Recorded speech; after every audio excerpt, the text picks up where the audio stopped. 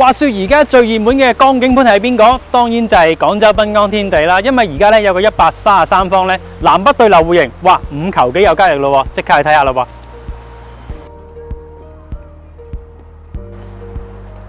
Well 嗱，睇樓梗係睇實體啦。嗱呢個咧就係依家咧應該係性價比好高嘅港船江景盤啦。咁呢度133方板房嗱，帶入戶花園設計。咁嗱入到嚟咧呢邊呢個咧就係個工位啦。咁同埋咧比較好咧就係呢個戶型當時都好中意嘅南北對流，哇已經係好風噶啦。咁我哋先睇到我哋嘅客廳景觀先啦。嗱大陽台咧同次臥咧係做翻個相連。咁最緊要當然係呢邊咧港船啊，尤其是我哋而家呢個區咧最好嘅呢個咧。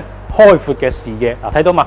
基本上咧後航道咧真係都盡收眼底嘅嗱，而且正前方咧即係我哋嘅南邊啦，望到太古里啦，分分鐘啊過年啊放煙花你都望到啊，真係唔係講笑啊！好啦，咁出翻嚟啦，呢邊咧啱啱講到啦，南北對流，而且好處咧佢係南北陽台對流啊嚇。咁嗱，飯廳同我哋嘅半開放的廚房咧可以做翻個相連嘅。到時呢邊呢個咧生活陽台咧，南邊呢邊咧係可以望翻我哋咧廣鋼中央公園。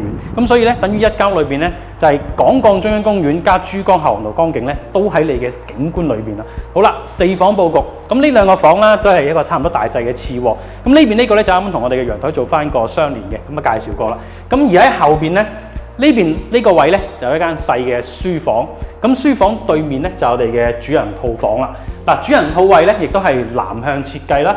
大飄窗出邊咧就係望翻我哋咧啱啱介紹過嘅廣鋼中央公園，亦都望到我哋前面嘅大銅錢。咁而且裝標咧亦都係比較好啦。嗱，好似呢啲有背景牆、中央空調、衣櫃呢啲，亦都係成個嘅交標裏邊。呢間當然都係交標啦。好似而家呢一波嘅性價比咧，真係非常高啦！133方江景大4房，而家5球半有交易啦。啱嘅就快啲嚟睇下咯喎。